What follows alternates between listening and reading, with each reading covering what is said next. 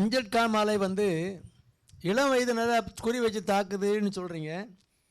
ஏன்னா ஓரளவுக்கு வயசுக்கு வந்தவங்களுக்கு எப்போமோ ஒருக்கா வந்துட்டு போயிடுச்சு. It's life long immunity. ஒரு தடவை வந்துட்டு போனால் வாழ்நாள் முழுசும் அந்த ஹெப்படைட்டிஸ் ஏ வராது. அந்த ஏ வைரஸ் வந்து தண்ணீர் மூலமாக பரவுறது. தண்ணீர் மூலமான ஃபீக்கோ ஓரல் கண்டாமினேஷன்.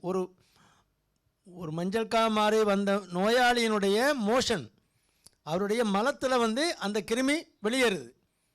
அது எப்படியோ தண்ணியில் கலந்து அது துப்புரவு பண்ணாமல் அந்த கிருமி கொல்லப்படாமல் நம்ம வயிற்றுக்குள்ளே வந்து சேருது. அதான் ஃபீக்கோ ஓரல் கண்டாமினேஷன்.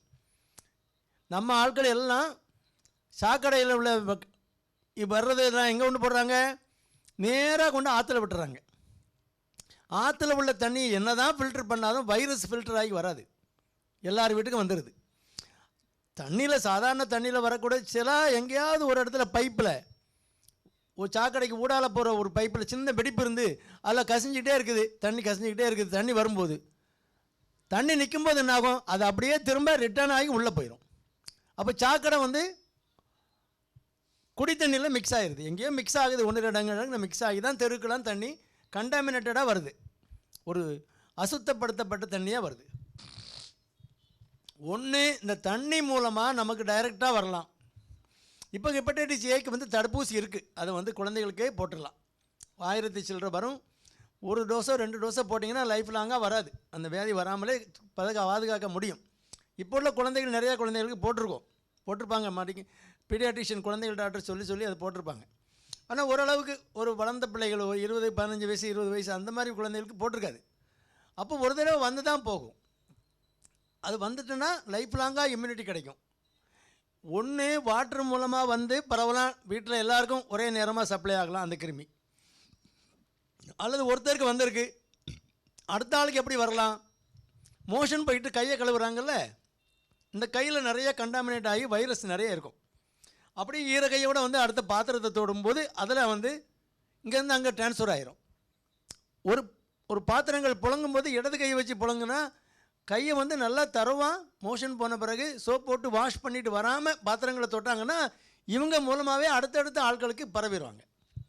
அந்த பழக்கம் சின்ன குழந்தையிலே அந்த ஹேண்ட் வாஷிங் டெக்னிக்கை வந்து சொல்லிக் கொடுக்கணும். சாப்பிட முன்னால் வலது கையை கழுவுறோம், மோஷன் போயிட்டு வந்த பிறகு இடது கையை கழுவணும். வெளியில் எங்கேயும் போயிட்டு வந்து எதாவது தொட்டுட்டு வந்தோம்னா வீட்டுக்கு உள்ளே வந்ததும் முதல் வேலையாக கையை கழுவிட்டு தான் மற்ற வேலையை பார்க்கணும். இல்லைன்னா நம்ம எங்கேயாவது ஒரு கிருமியை தொட்டுட்டு வந்திருப்போம், நீங்கள் வீட்டில் கண்டாமினேட் பண்ணி பாத்திரங்களை தொடும்போது அதில் வைரஸ் பரவிச்சில்ல. அந்த காலத்தில் நம்மளை அச்சுறுத்துகிற அந்த கோவிட் வைரஸ்லாம் பரவிச்சுன்னா அப்போ தான் அந்த வைரஸ்னால் என்ன கண்ணுக்கும் தெரியாது, ஒன்றும் தெரியாது, எங்கே கண்டாமினேஷனும் தெரியாது. ஆனால் பரவிடும். யாரோ ஒரு ஆள் வந்துட்டு போயிருப்பாங்க, நம்ம வீட்டில் எல்லாருக்கும் வந்துடும். அந்த மாதிரி வைரஸ் இது வாட்டர் பார்ன் டிசீஸ். தண்ணியை வந்து கொதிக்க வச்சு ஆற வச்சு குடிச்சிங்கன்னா வராது. அப்புறம் எந்த தண்ணியாக இருக்கட்டுமே கொதிக்க வச்சு ஆற வைக்க குடிக்க என்ன பெரிய குறை வந்துட போகுது. அடுத்தால அந்த எல்லாருமே கையை வந்து இடது கையை நல்லா சோப் போட்டு தரவாக வாஷ் பண்ணிவிட்டு இப்போ மோஷன் போயிட்டு வரோன்னா நம்ம வந்து வெள்ளைக்காரன் பேப்பரை வச்சு துடைச்சி போட்டுருவான். நமக்கு அப்படி இல்லை, கையை வச்சு தரவாக வாஷ் பண்ணால் தான் நமக்கு ஒரு திருப்தி. அப்படி பழகிட்டோம், தப்பு இல்லை. கையை தரவாக வாஷ் பண்ணணும். முடிச்சுட்டு வந்த பிறகு பாத்ரூம் போயிட்டு வந்துட்டோமா வெளியில் வந்து கையை நல்லா, இதுக்கு ஒன்றும் ஸ்பெஷலாக ஒன்றும் செலவு பண்ண வேண்டியதில்லை.